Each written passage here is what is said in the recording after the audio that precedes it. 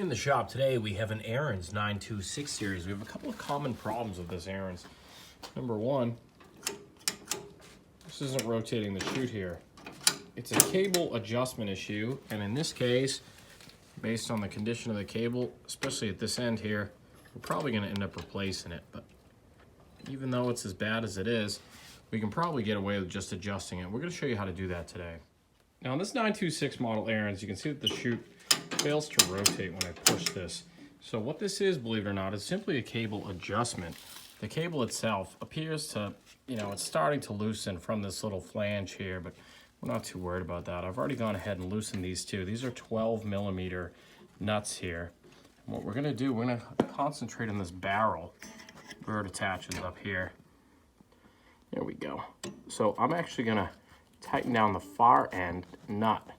I'm gonna loosen this so I know where the adjustment lies.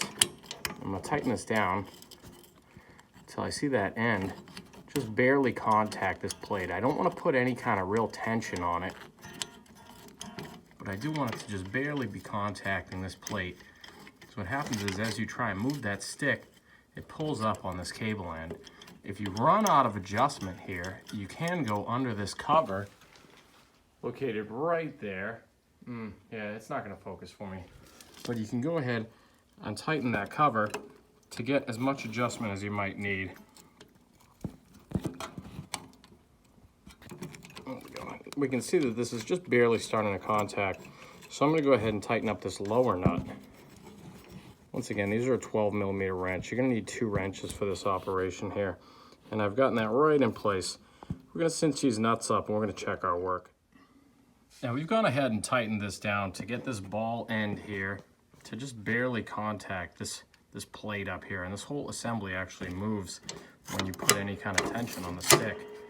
So we've tightened these nuts down to where we want them, and the desired effect here should be that the chute doesn't rotate on its own, but when I use input from this stick, it unlocks the chute and the chute will lock in place. To test this, you want to make sure that the chute doesn't rotate unless I'm the one telling it to rotate. So it looks like we've gotten this exactly to where we want to. Thank you very much for watching.